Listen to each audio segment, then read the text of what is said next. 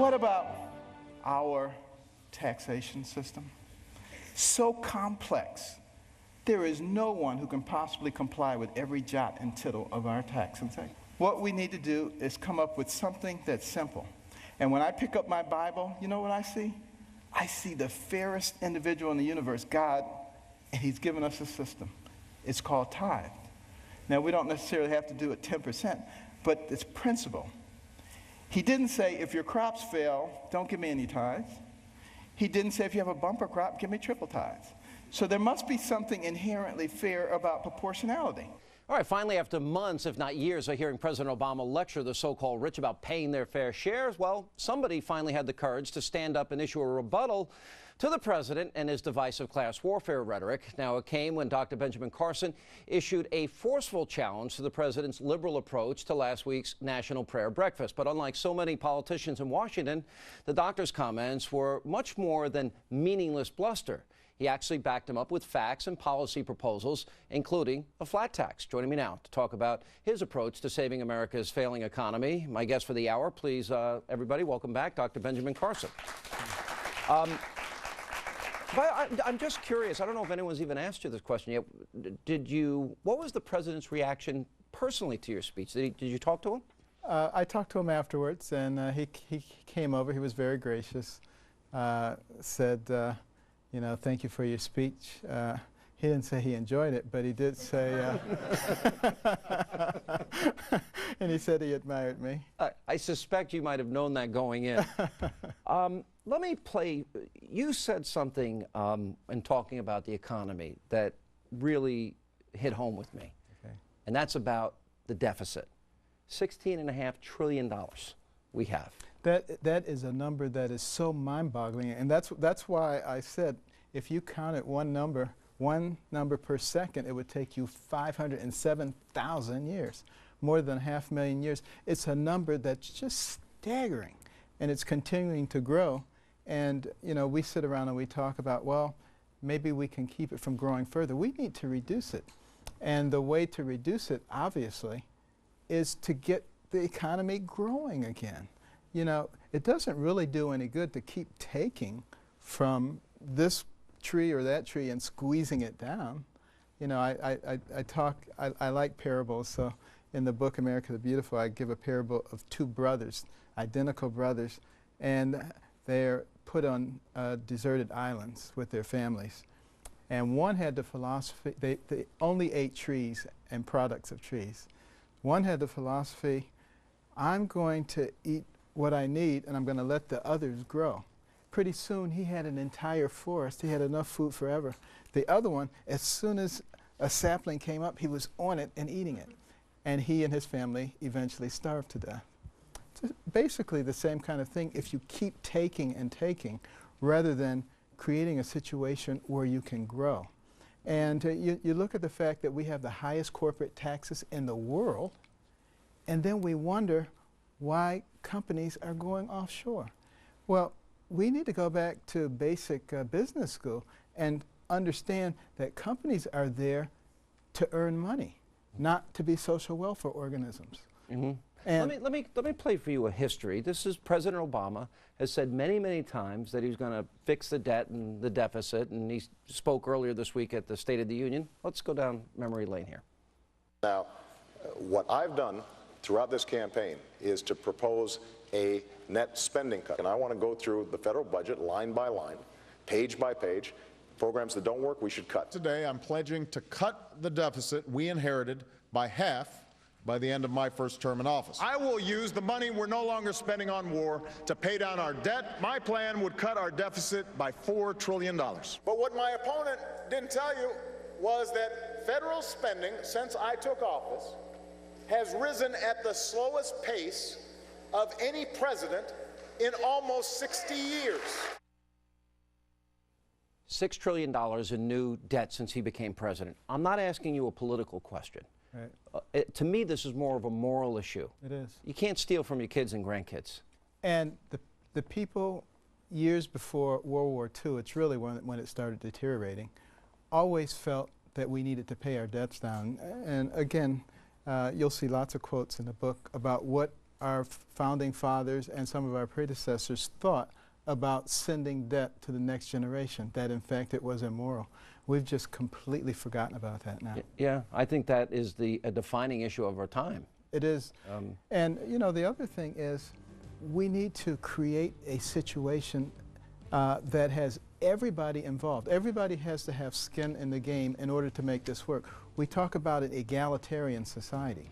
Well, if everybody is paying according to their ability, which is what the tithing system was, it's proportional. If you make $1 gazillion, you pay a lot of tax. If you make very little, you pay very little tax. But your skin is in the game.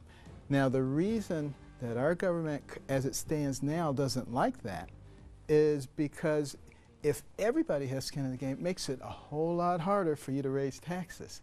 And now you got to be accountable to everybody, and you can't just make 1% or 2% or 5%. Man. All right, we're going to take a break. We'll come back, and when we come back, Dr. Carson will share with us his prescription for curing America's failing healthcare system. And then Ben Carson for president? Well, that was the headline of a recent Wall Street Journal editorial. So are politics in the doctor's future?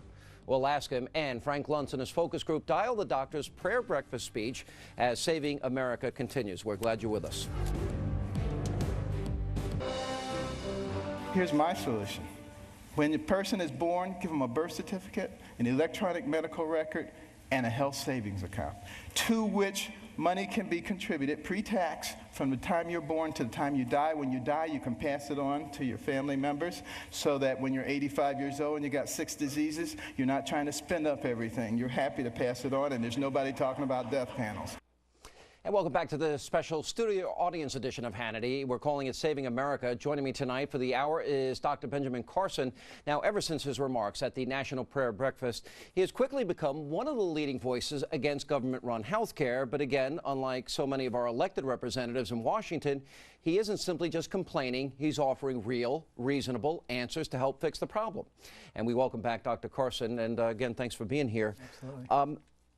You gave a speech, a commencement speech in 2007, and you used a great analogy about if you give people their own accounts, and you used food stamps as an analogy. Right. And you said people don't buy a porterhouse on day one. Right, exactly, because you know, there are some government programs that do work, and food stamps do save people's lives. I think probably it's been abused a little bit and gone beyond that point now, but it serves as a good model because when people get their monthly allocation, they don't go out and buy porterhouse steak the first 5 days and starve the rest of the month. They learn how to allocate.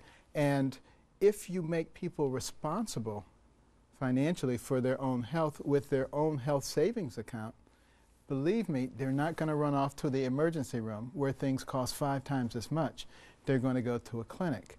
They get the same treatment in the clinic, but the difference is in the clinic, if they have some chronic disease, hypertension, diabetes, what have you, now you're going to get that under control too, so you're not back there in 3 weeks with another problem. So it begins to make a great deal of difference. Also, with the health savings account, you are going to develop a relationship with that healthcare provider. It's not this big nebulous third party. It's you and the provider.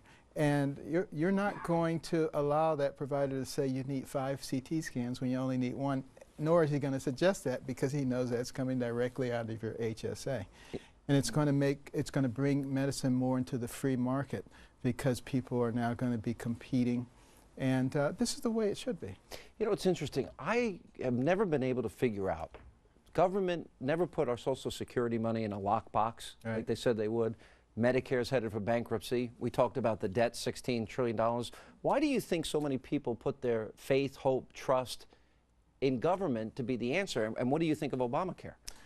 Well, I think that we've been programmed, unfortunately, to become victims and to think that somebody should be taking care of us. We've gone to a can-do nation to a what can you do for me nation. And we start inculcating that into people at an early age. You go to schools now, and they don't want to give the outstanding academic award because everybody's outstanding. And don't want anybody to feel bad. You know, come on, give me a break. But you know, you start all of that stuff. You can't play dodgeball either, doctor. You know, you can't keep score. Yeah.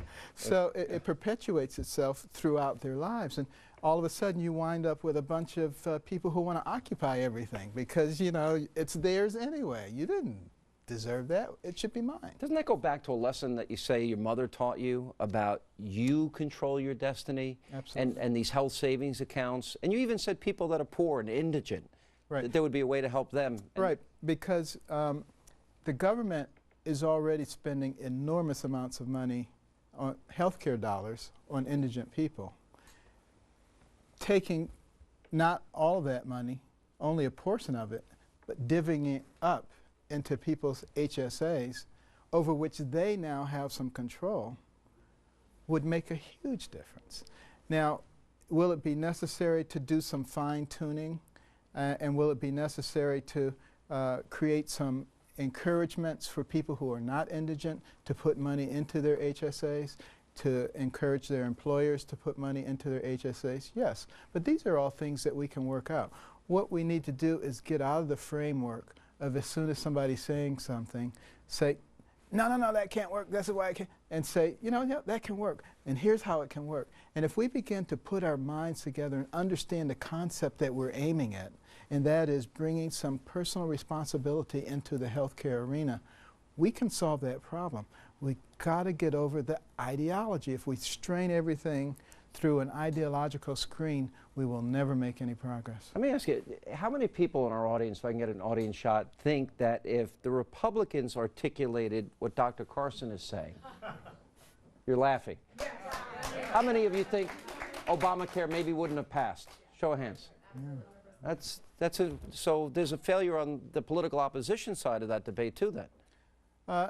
And I don't know why that is. I don't know either. I'm not sure why they're not coming up with the right kinds of answers here. Well, that dovetails perfectly into our next segment about your potential political future. When we come back, Carson 2016 has a nice ring to it, but are politics in the doctor's future? I'll ask him. Plus, Frank Luntz and his focus group, they dialed Dr. Carson's prayer breakfast remarks, and wait till you see what caused the dials to go through the roof across party lines. All of that and more as our special studio audience edition of Hannity rolls on.